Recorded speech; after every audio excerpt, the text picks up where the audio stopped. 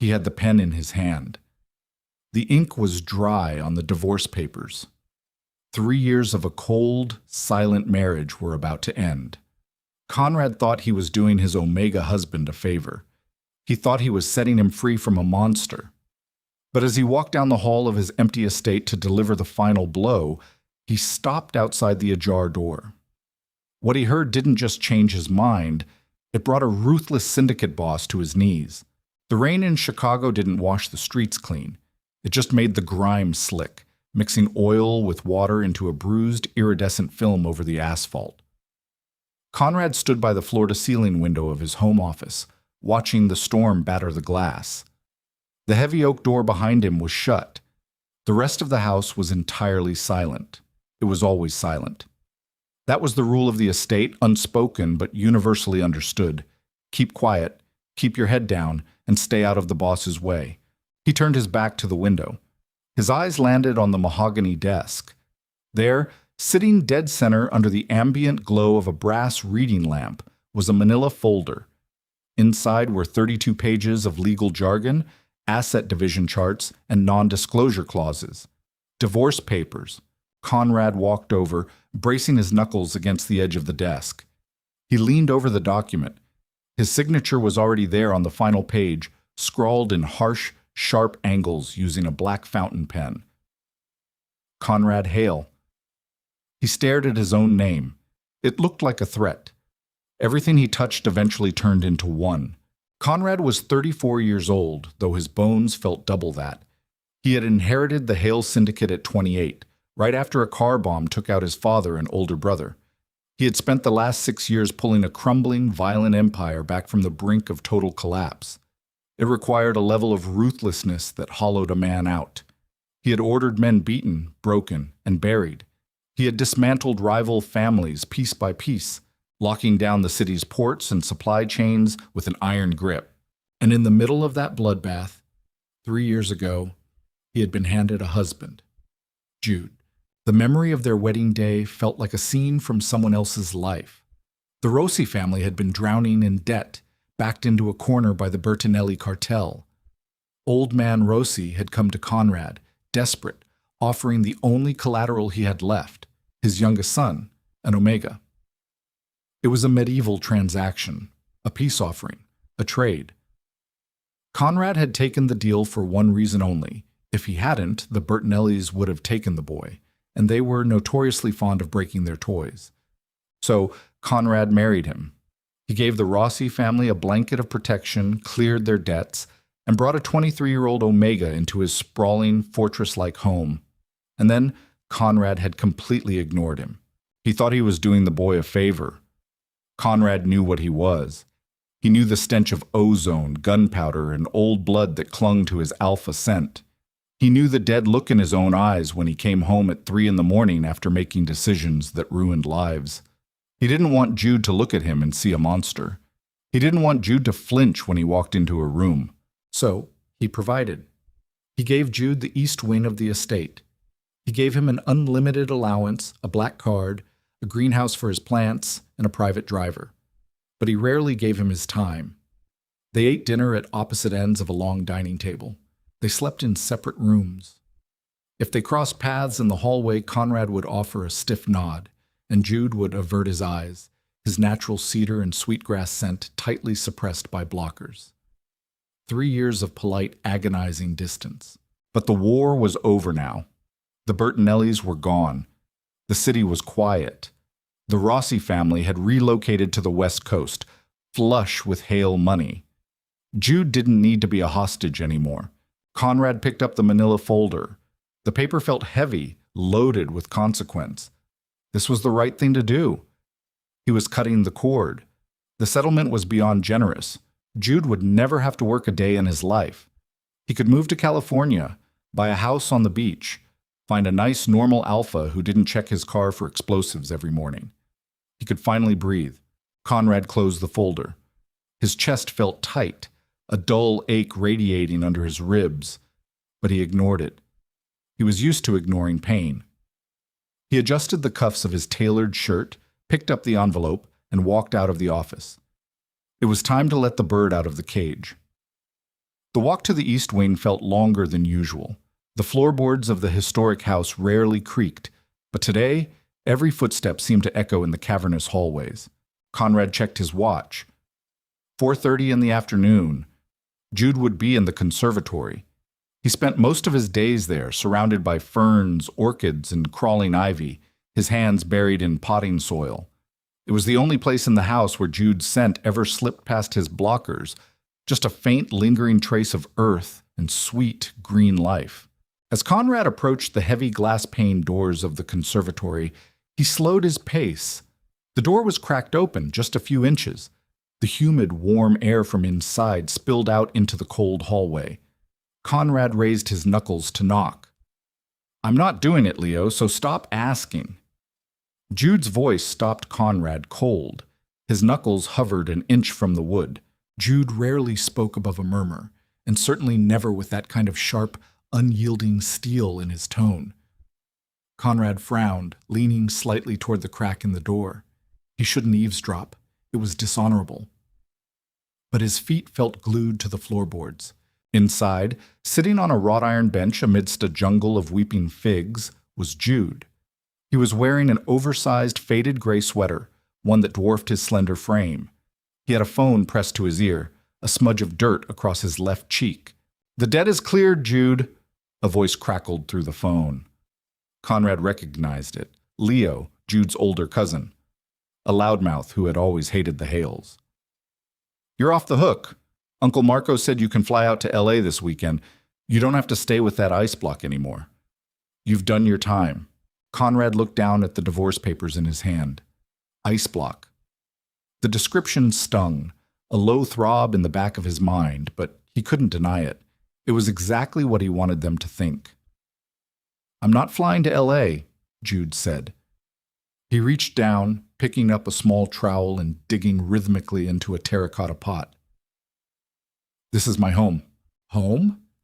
"Jude, you live in a mausoleum," Leo scoffed, the tinny sound of the phone speaker carrying clearly into the quiet hall.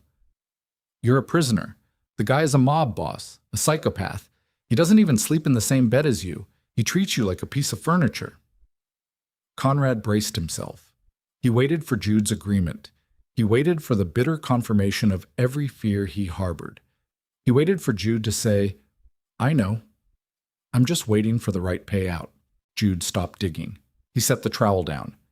His shoulders dropped, a heavy sigh escaping his lips.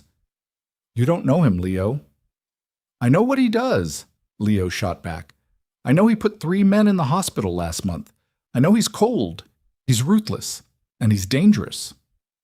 "He's not cold," Jude said softly.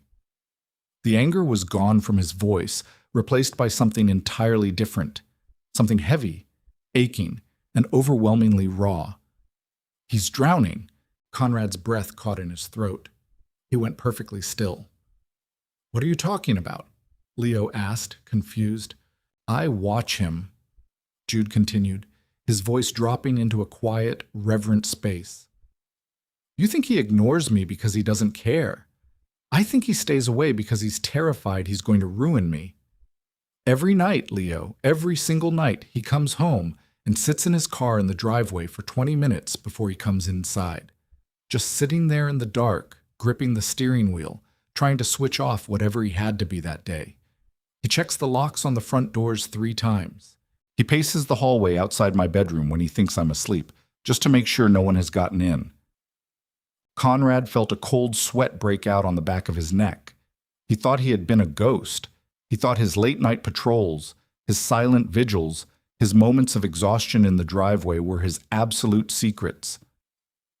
"He's paranoid, Jude," Leo argued. "That's what criminals do." "No. It's what a man does when he's holding up the sky and terrified it's going to crush the people underneath him," Jude countered fiercely. "You call him a monster. Do you know why he married me? He took our family's debt. He took all that heat from the cartel, just so I wouldn't be sold to the Bertinellis. He painted a target on his own back to keep me safe. He ruined his reputation to save mine." "Jude, he thinks his hands are too dirty to touch me," Jude said, his voice cracking slightly. He pulled his knees up to his chest, wrapping his free arm around his legs. He thinks I'm disgusted by him. He dims his scent around me. He drinks his coffee black in the kitchen at 5 a.m., so he doesn't disturb me. He's the most powerful man in Chicago, and he walks around his own house like he's apologizing for taking up space. In the hallway, the manila folder slipped from Conrad's fingers. It hit the floor with a soft smack. Conrad didn't notice. His entire world was narrowing down to the boy sitting on the bench. "Are you—" Leo paused, sounding entirely bewildered. "Are you in love with him?" Silence stretched over the phone.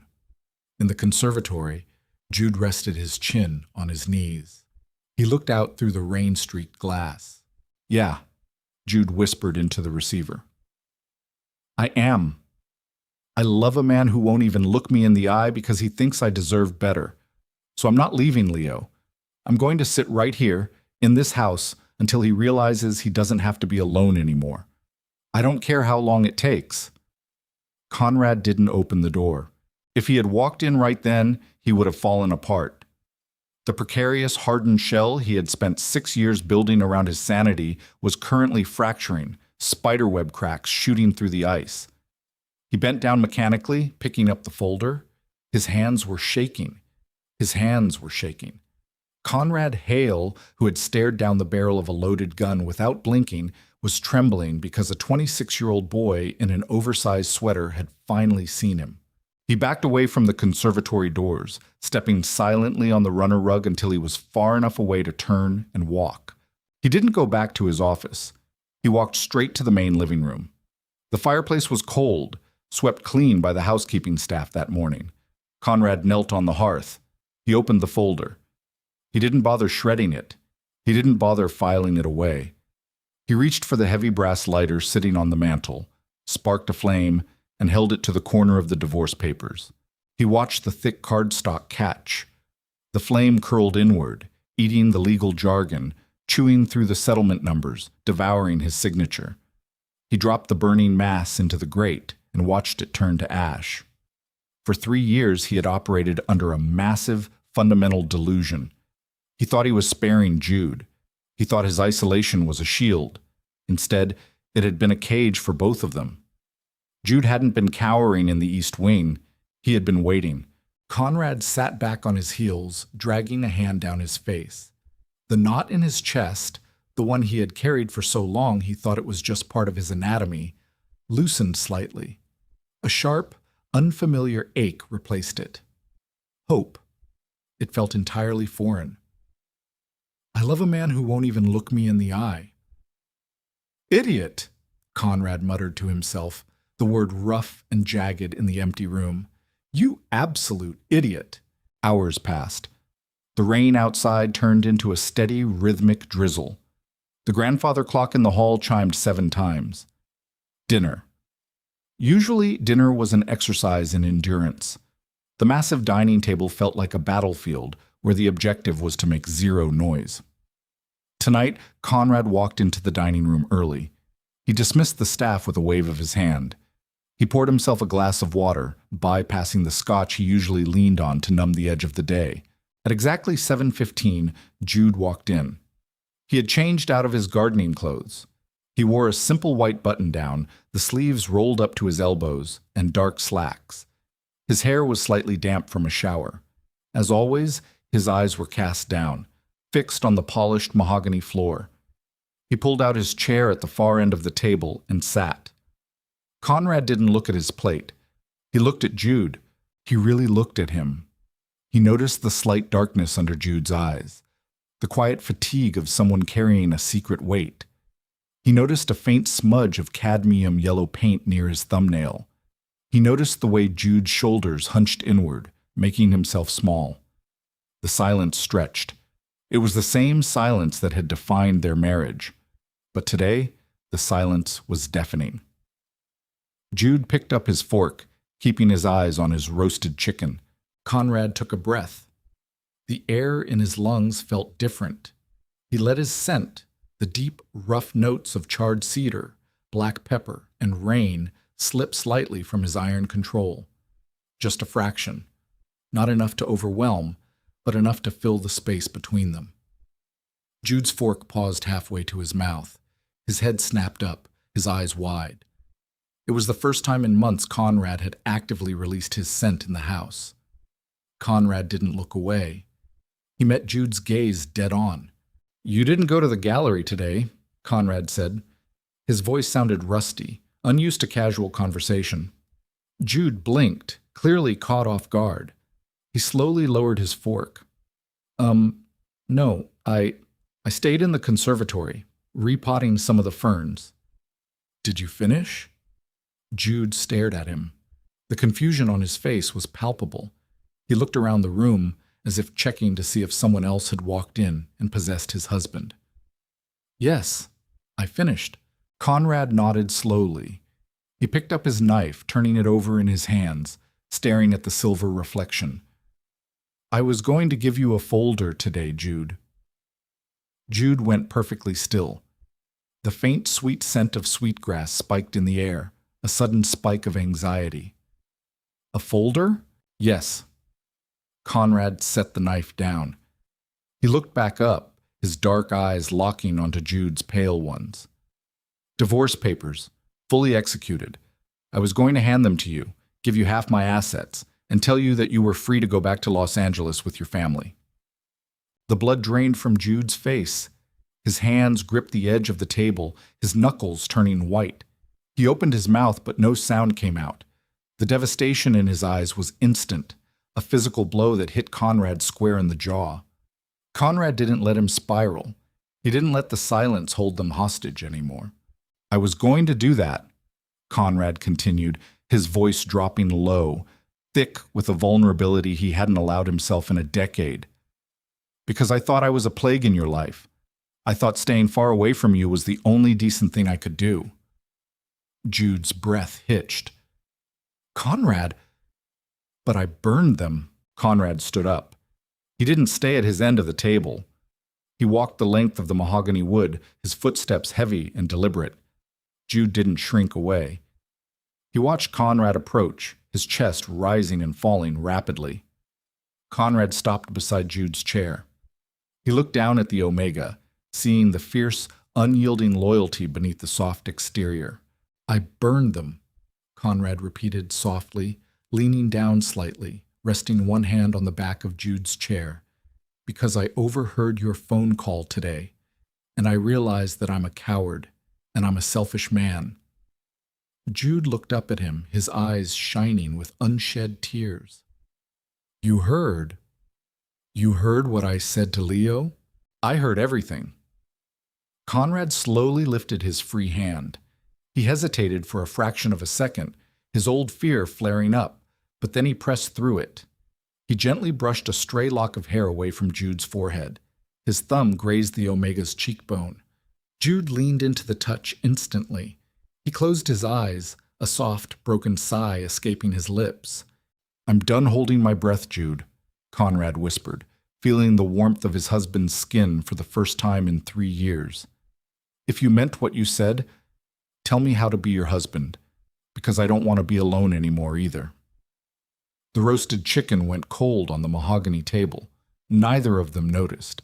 Jude's eyes remained closed as he leaned into Conrad's palm, as if terrified that opening them would shatter the illusion. The tension that had held his spine rigidly straight for 36 months finally snapped. A soft, jagged exhale left his lips, carrying the unmistakable, unfiltered scent of rain-soaked sweetgrass. Conrad absorbed it. He let the scent hit the back of his throat, grounding him in the reality of the moment. He wasn't a phantom haunting his own home anymore. He was flesh and blood, and his husband was finally touching him back. "I don't know how to do this," Conrad admitted, his voice barely a rasp. His thumb traced the line of Jude's jaw. "I know how to tear things down. I don't know how to build them." Jude opened his eyes. They were bright, rimmed with red, but the hesitance was gone. In its place was a quiet, steady resolve. "You don't have to build it all at once. Just don't leave the room." Conrad swallowed hard. "I'm not going anywhere." He pulled his hand back, and Jude immediately chased the warmth, leaning forward an inch before catching himself. Conrad saw the micro-movement. It felt like a punch to the gut. The realization of how profoundly he had starved this man of basic affection was a bitter pill.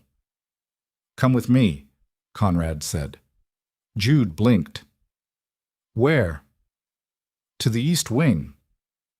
Conrad stepped back from the chair, offering his hand. He kept his palm open, letting Jude make the choice. "You're packing your things." Jude stared at the large calloused hand suspended between them. A faint tremor ran through his fingers as he reached out. When their palms met, Conrad's grip was firm, encasing Jude's smaller hand completely. The physical contact sent a jolt up Conrad's arm. It wasn't electric or poetic, it was just gravity. It felt heavy, permanent, and long overdue. They walked out of the dining room together. The silence in the hallway was different now. The heavy, oppressive quiet of the estate had fractured. The grandfather clock ticked, the rain drummed against the tall windows, and the sound of their combined footsteps echoed on the hardwood. When they reached Jude's bedroom at the far end of the corridor, Conrad stopped in the doorway. He had rarely been in this room. He had given Jude free rein to decorate it, assuming the Omega would fill it with color, art, and life. But as Conrad looked around, his chest tightened. The room was immaculate and empty. There were no framed photos on the walls. The heavy oak dresser held a neat row of books, but there were no knickknacks, no personal touches. The bed was made with military precision. A single pair of shoes sat perfectly aligned at the foot of the wardrobe. It didn't look like a home. It looked like a luxury hotel room waiting for its next occupant. "Jude," Conrad murmured, stepping over the threshold. "You've been here 3 years. Where's all your stuff?" Jude stood by the door, rubbing the back of his neck nervously. "This is it. I didn't want to take up too much space, in case you needed the room for guests, or in case you wanted me gone." Conrad closed his eyes. The guilt was a physical weight, pressing down on his collarbones. He had given Jude a limitless black card, and the boy had bought potting soil and a few sweaters. He had lived out of a single suitcase for 3 years, waiting for the day the axe would fall. "You're my husband," Conrad said, opening his eyes and turning to face him. He didn't raise his voice, but the absolute certainty in his tone brooked no argument. "You own half of this estate. Every brick, every window, every piece of furniture. You take up exactly as much space as you want." Jude offered a small, hesitant smile. "I just want a space in your room." Conrad didn't say another word. He walked to the wardrobe, pulled out Jude's sparse collection of clothes, and threw them over his shoulder. He grabbed the books from the dresser. Within 3 minutes, the room was entirely stripped of Jude's existence. They made the walk back across the house, past the grand staircase, and into the west wing. Conrad pushed open the heavy double doors of the primary suite. It was vast, dominated by dark woods, deep charcoal walls, and a massive king-sized bed. It smelled aggressively of alpha, sharp ozone, crushed black pepper, and old timber. Jude stepped inside. He took a deep breath, his shoulders dropping as the scent washed over him. An Omega's biology craved their alpha's scent for security, and Jude had been living in an olfactory desert. Conrad dropped the clothes on the velvet settee at the foot of the bed. He watched Jude walk slowly around the room, trailing his fingertips over the edge of the mahogany nightstand, the heavy linen drapes, and finally the dark gray duvet of the bed. "Which side?" Jude asked softly, looking over his shoulder. "The left is mine," Conrad said, stepping up behind him. He didn't crowd him, leaving a foot of space between them. "The right is the door, so you don't feel trapped." Jude turned around. He looked at the vast expanse of the bed, then up at Conrad's exhausted, hardened face. He reached out, grabbing the lapels of Conrad's suit jacket, and pulled himself into the Alpha's chest. Conrad froze for a fraction of a second before his arms came up, wrapping around Jude's narrow waist. He buried his face in the crook of Jude's neck. The sweetgrass scent was intoxicating up close, drowning out the bitter smell of rain and asphalt that usually clung to Conrad's clothes. "I'm not trapped," Jude whispered against his chest. "I'm home." The honeymoon phase lasted exactly 34 hours. By Wednesday morning, the real world came kicking at the front door. Conrad was in the kitchen. It was 6 a.m. For the first time in years, the overhead lights were on, casting a warm yellow glow over the marble countertops. He wasn't sitting in the dark. He was standing by the stove watching a pot of coffee brew, wearing sweatpants and a plain black t-shirt. Upstairs, Jude was still asleep, tangled in the heavy sheets on the right side of the bed. The heavy thud of the knocker on the front door shattered the quiet. Conrad's posture changed instantly. The domestic ease vanished, replaced by the rigid, hyper-vigilant stance of a man who expected a bullet through the window at any given moment. He moved silently through the dining room and into the foyer, his hand instinctively dropping to the small of his back, where his holster usually rested. He checked the security monitor. It was Declan, his second in command. Conrad unlocked the heavy deadbolts and pulled the door open.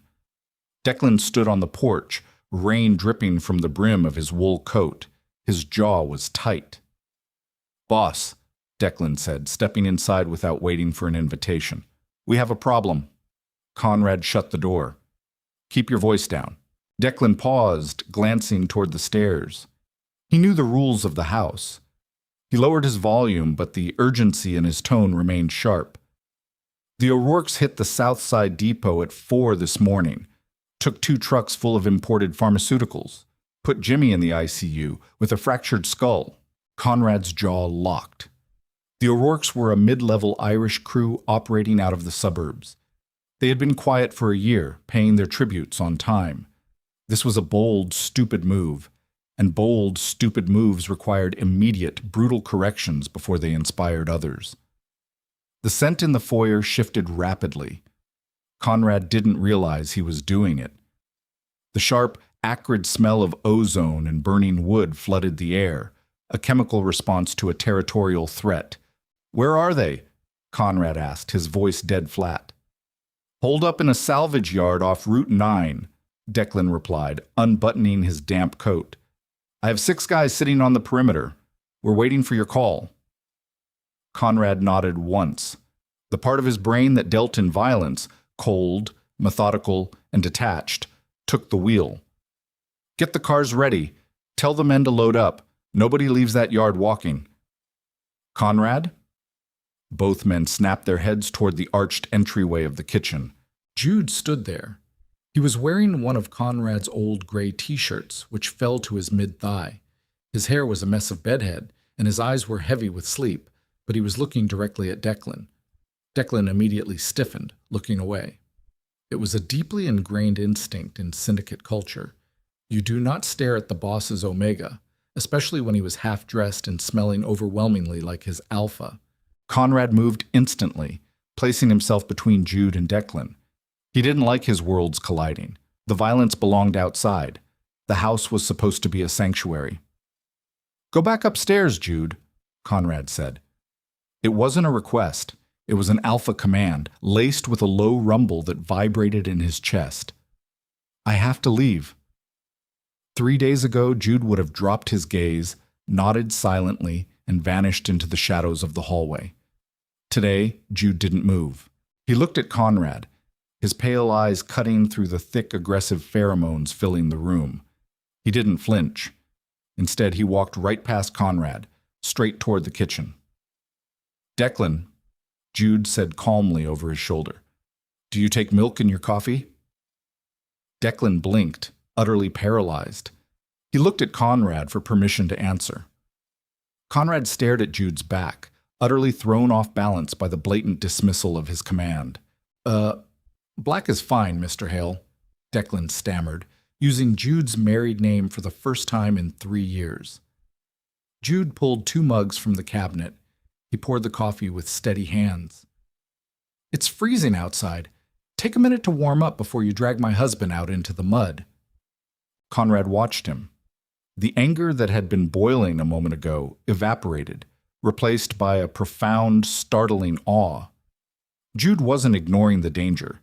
He was acknowledging it, and in the same breath, establishing his absolute right to exist in the middle of it. He was laying claim to his territory.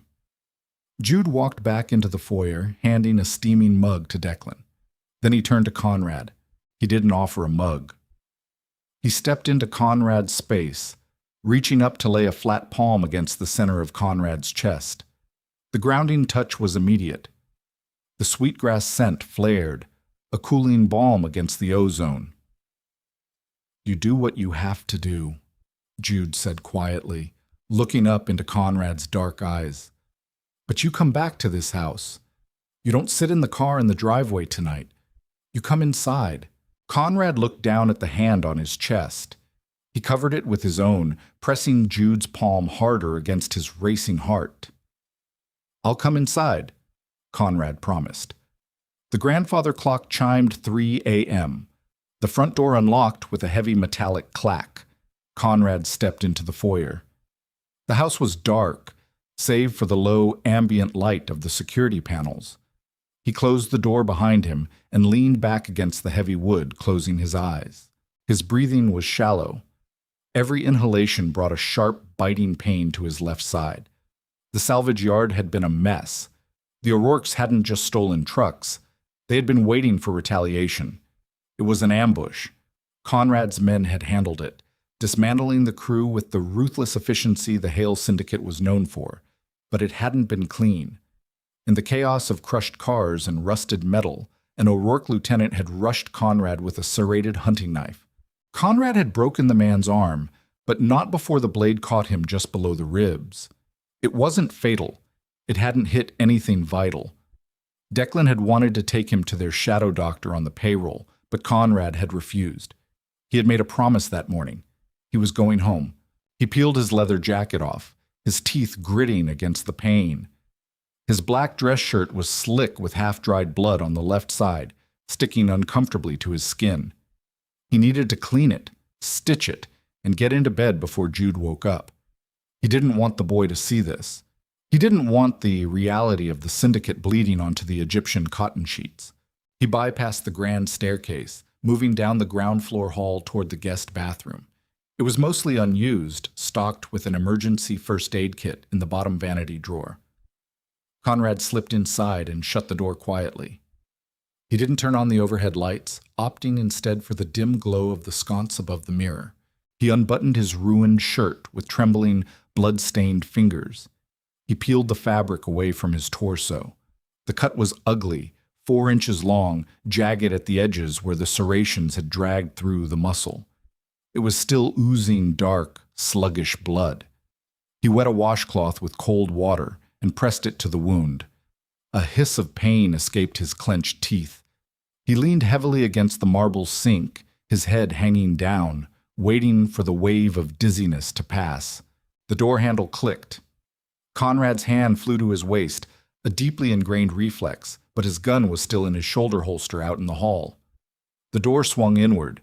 Jude stood in the doorway. He was wearing the same oversized t-shirt, his bare feet silent on the tile. The hallway light silhouetted him. Conrad immediately turned his body, trying to hide his left side. "Jude, go back to bed." Jude didn't listen. He stepped into the bathroom, the harsh scent of copper and fresh blood hitting his nose instantly. He didn't scream. He didn't gasp.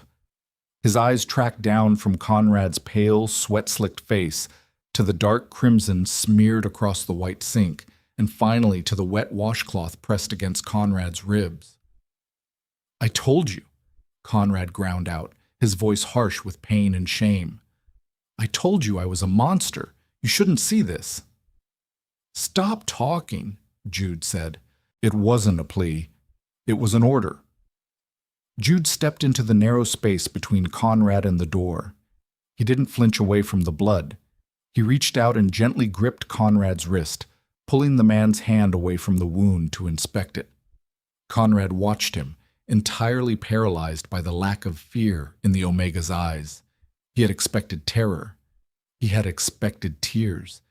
He had expected Jude to finally realize the gravity of being married to a mob boss.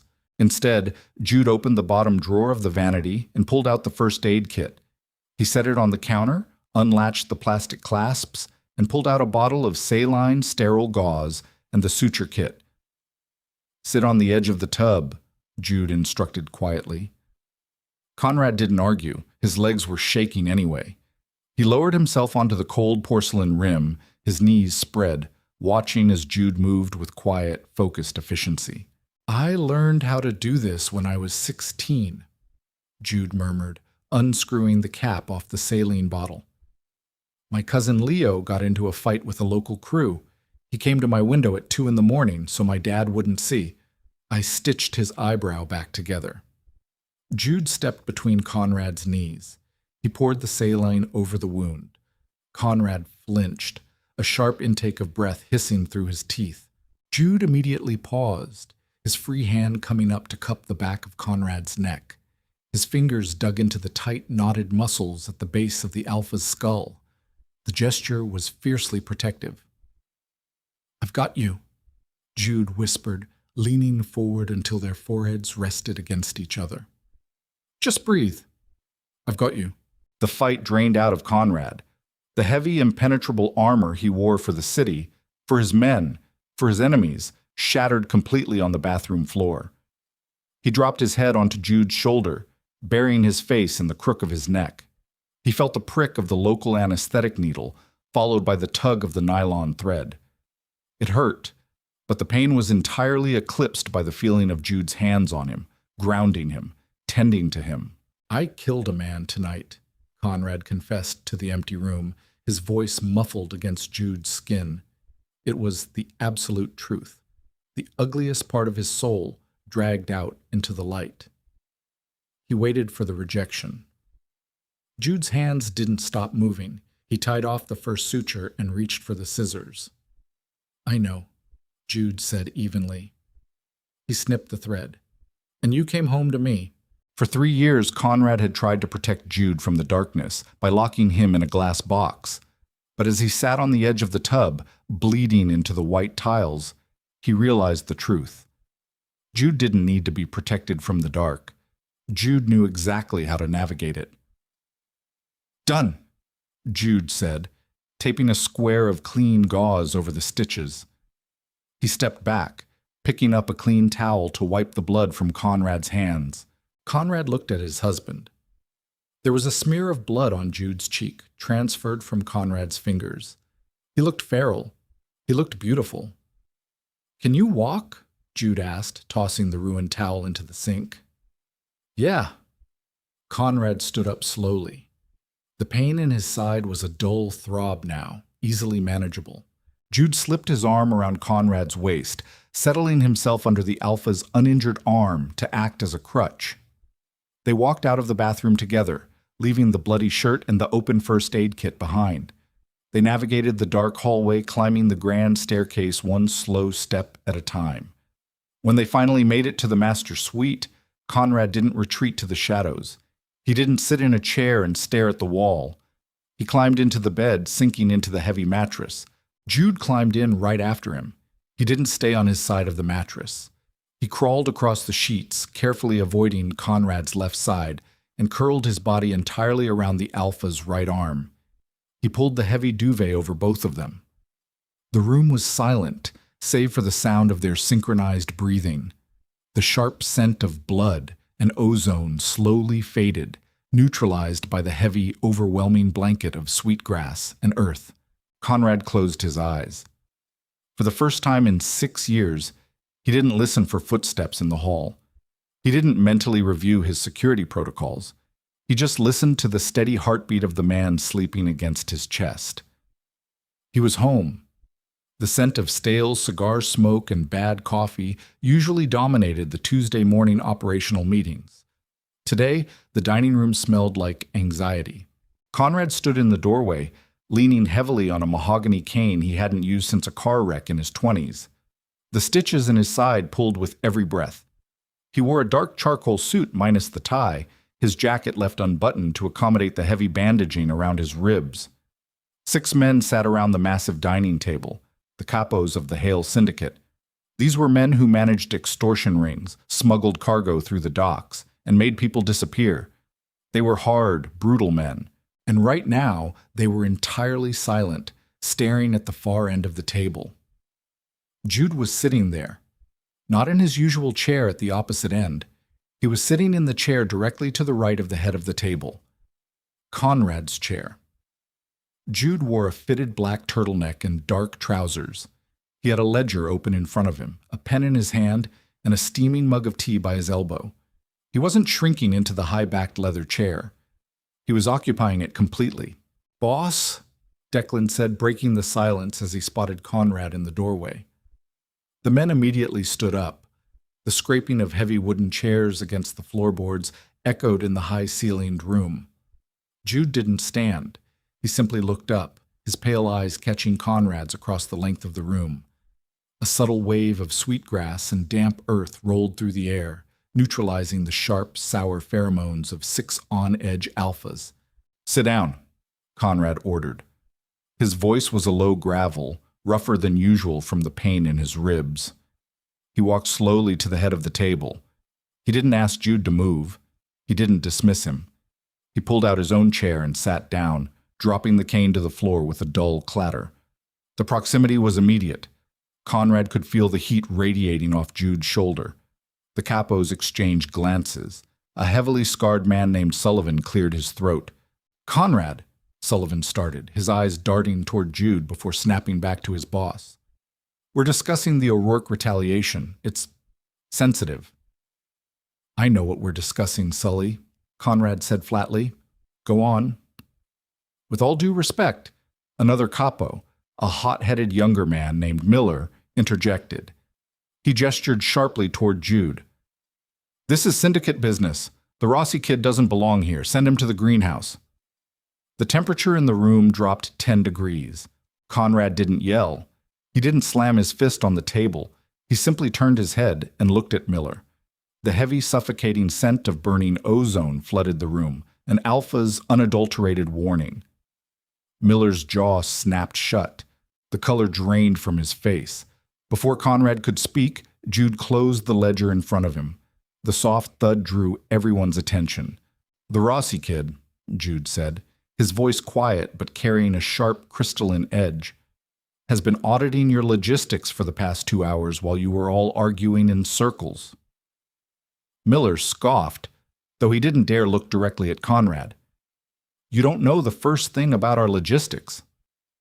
"I know that the Southside depot you lost to the O'Rourkes accounted for 20% of our pharmaceutical storage," Jude replied smoothly, leaning back in his chair. "I also know that you've been double-routing trucks through the 95th Street corridor to compensate, which is burning through our fuel budget and increasing the risk of hijacking by 40%. You're bleeding money, Miller, and you're trying to hide it." Silence slammed into the room again. Heavy. Suffocating. Conrad stared at his husband. A slow, dark thrill coiled in his gut. For 3 years he had assumed Jude was ignoring the Syndicate. He had assumed the boy was sheltering himself in plants and silence. He hadn't realized Jude had simply been watching, listening, calculating. "How do you know that?"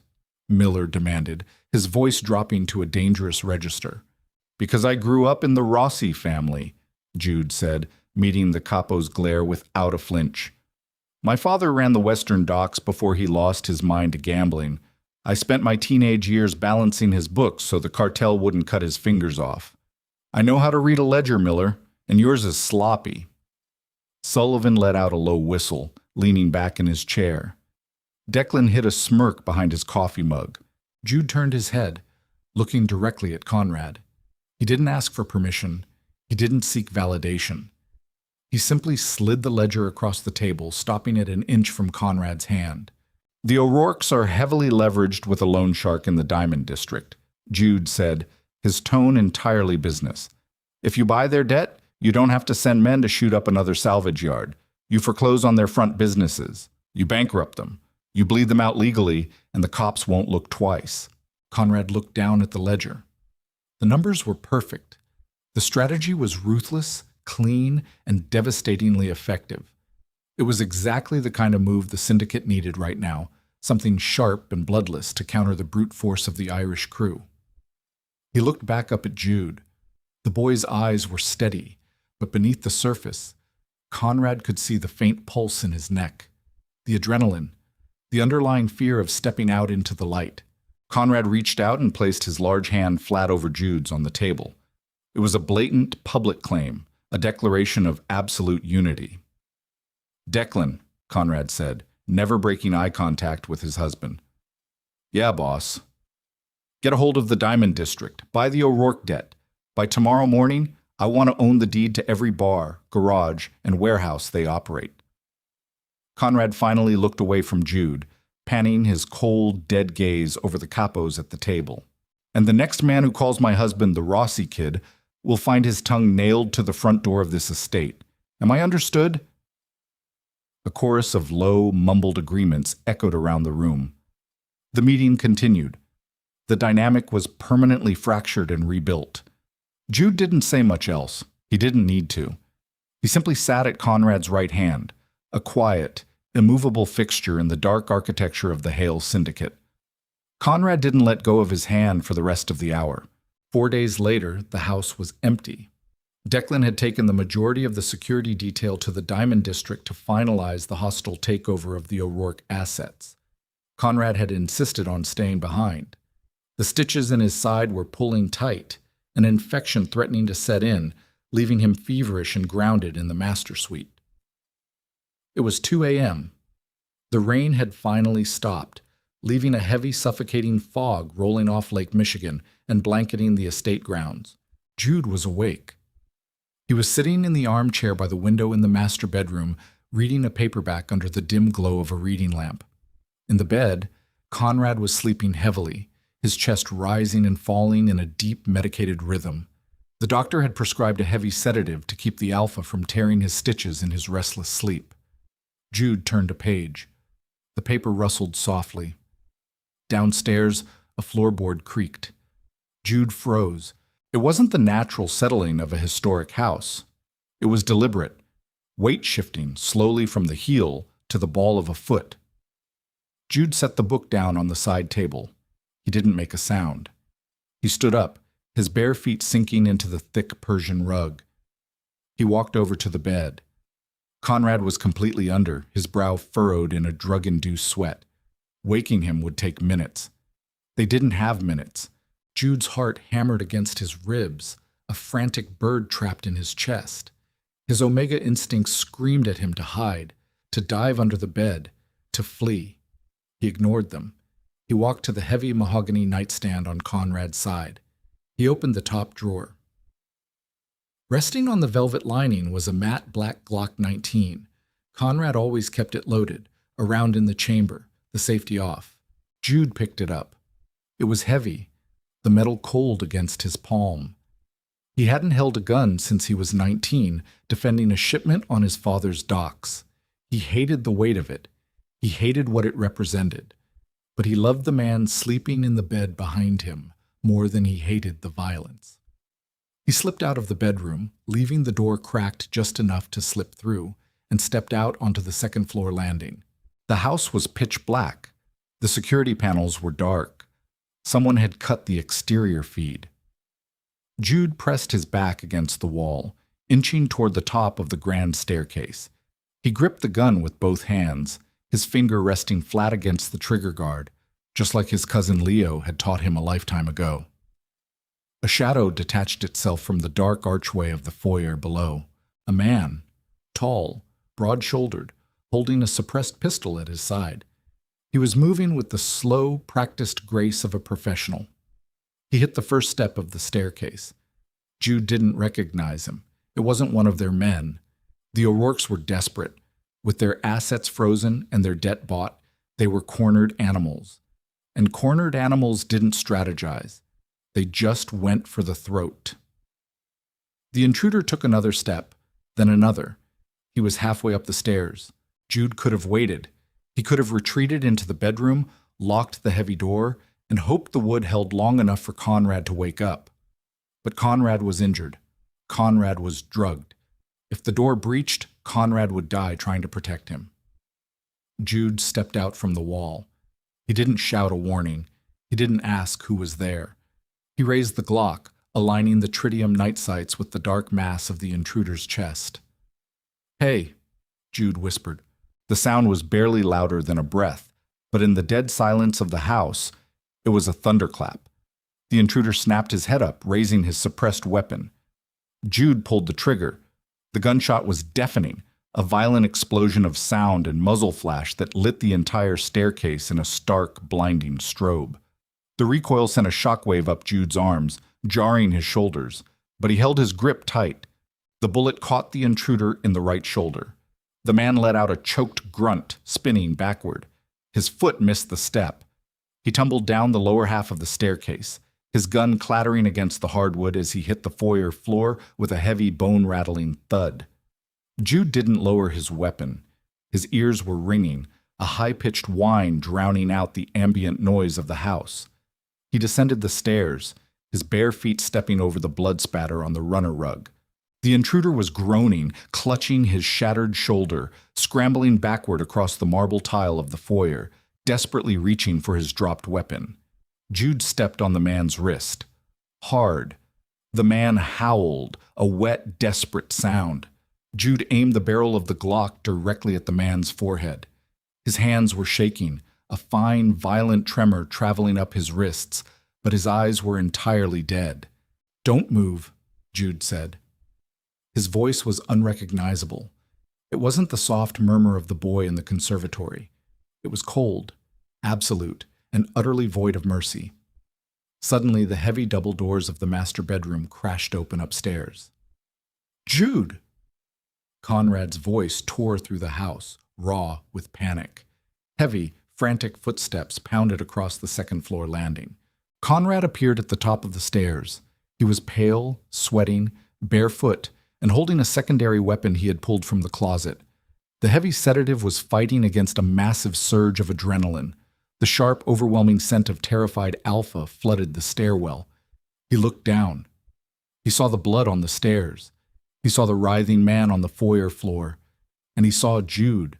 Jude was standing over the intruder, the gun locked in his grip, his oversized gray sweater hanging off his frame. He looked up at Conrad. His chest was heaving. The sweetgrass scent was gone, entirely masked by the harsh metallic smell of gunpowder and adrenaline. Conrad lowered his weapon. The panic in his chest snapped into something else entirely. He walked slowly down the stairs, ignoring the pull of his stitches. He approached Jude, stepping over the moaning hitman on the floor. He didn't look at the intruder. He only looked at his husband. Conrad reached out. He didn't take the gun away. He wrapped his large hand over Jude's trembling ones, covering the grip completely. "You got him," Conrad murmured, his voice a low, dark rumble of pure pride. "You got him, baby. I'm right here." Jude exhaled, a ragged, broken sound. He let his fingers slip off the trigger, surrendering the weight of the weapon into Conrad's hand. Conrad took the gun, stepping in front of Jude, shielding him. He looked down at the hitman on the floor. The warmth vanished from his eyes, replaced by the dead, hollow stare of the Syndicate boss. "Tell whoever sent you," Conrad said to the bleeding man, his voice echoing in the vast foyer, "that they just made the biggest mistake of their lives. They didn't just come for me, they came for him." The cleanup was silent and efficient. Declan arrived with a crew 20 minutes later. They dragged the hitman out the side door and scrubbed the blood from the marble tile before the sun even started to rise over the lake. Upstairs in the master bathroom, the water was running. Jude stood at the sink, washing the gunpowder residue from his hands. He scrubbed until his knuckles were red and raw. The tremor hadn't entirely left his fingers. Shooting a man wasn't something you simply walked away from, no matter how necessary it was. Conrad stood in the doorway, watching him. He was leaning against the door frame, his uninjured side taking his weight. The fever had broken, chased away by the adrenaline of the night. He walked into the bathroom. He reached out and turned off the faucet. Jude stopped scrubbing. He kept his hands resting on the porcelain edge, staring down at the drain. "I thought I could leave it behind," Jude whispered, his voice cracking. "When my dad sold me to you, I thought I was leaving the violence behind. I thought I was just going to be a ghost." Conrad stepped up behind him. He wrapped his arms around Jude's waist, careful of his own stitches, and pulled the Omega flush against his chest. He buried his face in Jude's neck, inhaling deeply. The sweetgrass was coming back, faint but steady. "You're not a ghost," Conrad said softly against his skin. "And you're not collateral. You're mine." Jude leaned his head back against Conrad's shoulder, closing his eyes. "I tried to keep you out of this," Conrad confessed, the guilt heavy in his throat. "For 3 years, I tried to keep you clean. I thought if I touched you, the blood would get on you. And tonight you had to pull a trigger in our own house because I was too weak to protect you." Jude turned around in Conrad's arms. He didn't step back. He looked up into the Alpha's dark, exhausted eyes. "You didn't fail me," Jude said fiercely. "You gave me a home. You gave me a place worth defending. I didn't pull that trigger because I was scared, Conrad. I pulled it because nobody gets to walk into my house and try to take my husband from me." Conrad's breath hitched. The words hit him harder than a physical blow. The absolute certainty in Jude's eyes dismantled the last remaining fortress in Conrad's mind. He wasn't a monster dragging an innocent down into the dark. They were standing in the dark together. Conrad reached up, threading his fingers into Jude's hair, and pulled him in. The kiss was desperate. It was rough, tasting of stale coffee, exhaustion, and the metallic tang of adrenaline. Jude kissed him back with equal ferocity, his hands gripping the lapels of Conrad's robe, anchoring him. There was no hesitation, no polite distance. It was the messy, visceral collision of two people who had wasted 3 years circling each other in the shadows. When they finally broke apart, both of them were breathing heavily. Conrad rested his forehead against Jude's, his thumb tracing the sharp line of the Omega's jaw. "No more separate rooms," Conrad murmured, his voice a low gravel. "Never again," Jude agreed, a fierce light burning in his pale eyes. "No more secrets. You sit at my table. You run the books. If they want a war, we give it to them together." Jude smiled. It wasn't a soft, yielding smile. It was the smile of a mob boss's husband.